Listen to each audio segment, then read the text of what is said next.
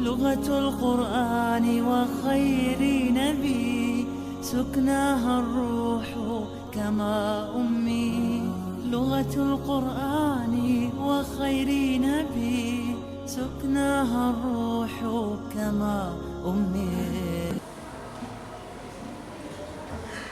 الحمد لله ثم الحمد لله الحمد لله حمدا كثيرا بجميع محامده كله ما علمنا منها وما لم نعلم.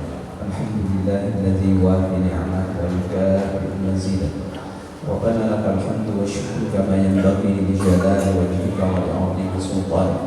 سبحانك اللهم لا أحصي ثناء عليك أنت كما أثنيت على نفسك. أشهد أن لا إله إلا الله وحده لا شريك له إكراما بربوبيته وإكراما لمن جحد به وكفر. وأشهد أن سيدنا ونبينا محمدا عبده ورسوله وصفيه وخليله خير نبي أرسله الله إلى العالم كله بشيرا ونذيرا. اللهم صل وسلم وبارك على سيدنا محمد وعلى آل سيدنا محمد. يا أيها الناس اتقوا الله حق تقاته ولا تموتن إلا يا أيها الذين آمنوا اتقوا الله حق تقاته ولا تموتن إلا وأنتم مسلمون. أما بعد, jamaah yang dimuliakan Allah, marilah kita mengucapkan rasa syukur pada Allah pada hari yang Jumat Mubarakah ini. Kita terus mendapatkan rahmat dan kasih sayang Allah sehingga kita tergolong hamba-hamba Allah yang melakukan dan melaksanakan Jumat pada hari ini, dan ini merupakan anugerah yang patut dan seharusnya kita syukuri pertama-tama pada hari ini. Walhamdulillahi rabbil alamin. Jamaah yang dimuliakan Allah Subhanahu wa taala. Di dalam Al-Qur'an surat An-Nahl ayat 125, Allah Subhanahu wa taala berfirman, "Ud'u ila sabili rabbika bil hikmati wal mau'izatil hasanah wajadilhum billati hiya ahsan." Serulah hai Muhammad menuju jalan Tuhanmu dengan penuh hikmah dan nasihat yang baik, dan bantahlah mereka dengan cara yang lebih baik. Ayat ini menjelaskan pada kita semua bahwa ada beberapa metode dan cara untuk menyampaikan kebenaran dan menyampaikan pesan-pesan nasihat kepada orang lain yang dalam hal ini adalah selain dari diri kita, bisa kepada orang yang kita tuakan ataupun yang lebih muda dari kita.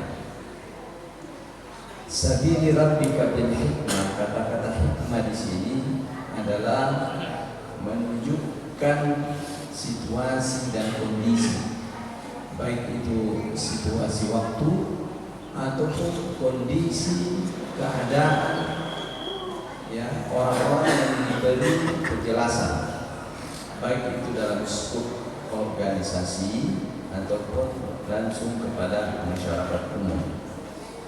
Jadi kondisi ini adalah tentu memperhitungkan dari aspek sejauh mana isi nasihat ini dapat berhasil.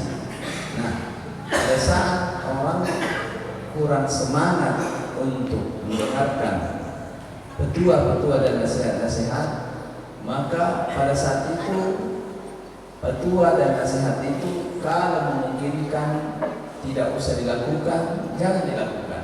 Tetapi kalau harus dilakukan, maka harus dengan penuh bijak dan penuh dengan pemahaman, yaitu tidak memberatkan dan tidak membuat bosan.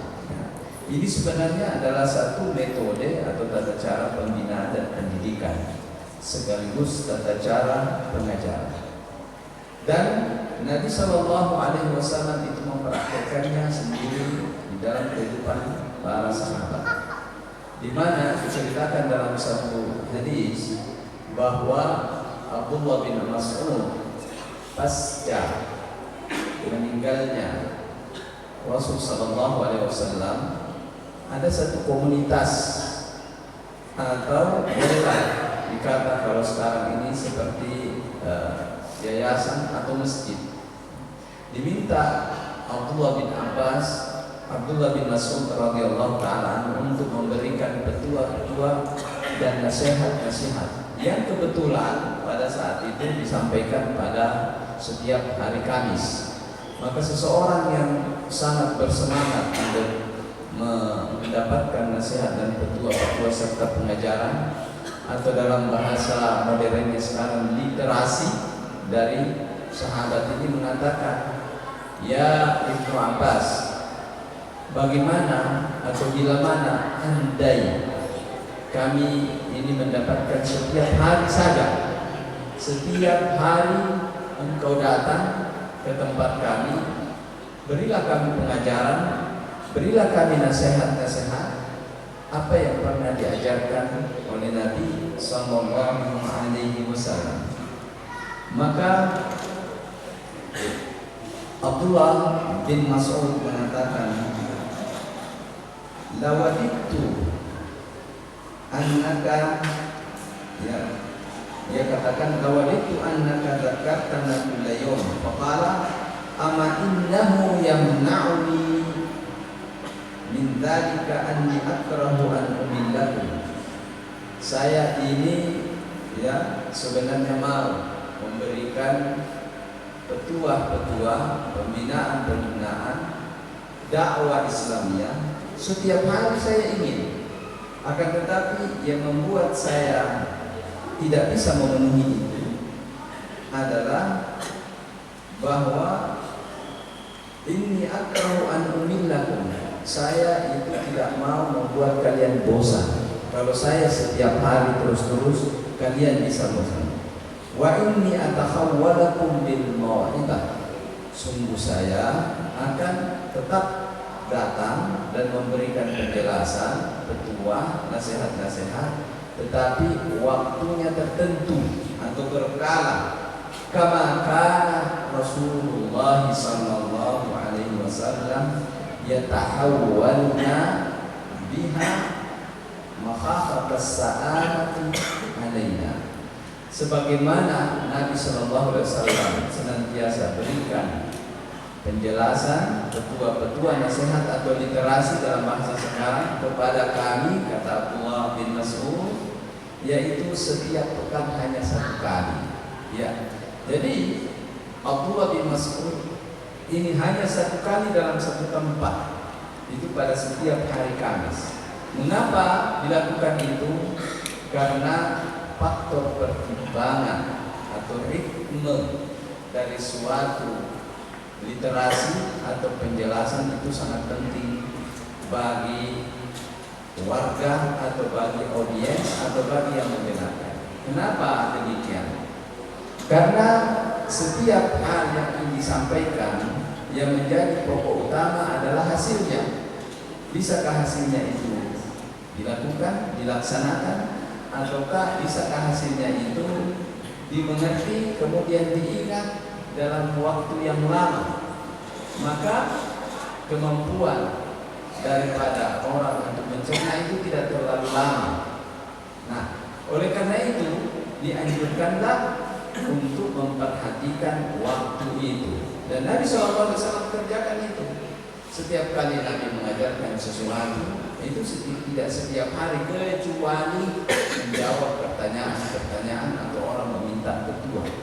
Tetapi dalam bentuk pengajian-pengajian, penyampaian-penyampaian, ya sebagaimana diriwayatkan dalam hadis ini adalah satu kali dalam satu pekan. Jamaah Jumat yang dimuliakan Allah Subhanahu wa taala. Begitu pula dalam hal berkenaan dengan khutbah Jumat. Ya. Terkadang kita melihat bahwa atau ada sebagian yang melihat bahwa khutbah Jumat bagus itu adalah yang panjang dan materinya sangat luas dan padat. Ya, tidak demikian. Karena Nabi Sallallahu Alaihi Wasallam perhatikan adalah karena Nabi Sallallahu Alaihi Wasallam marra wajhu.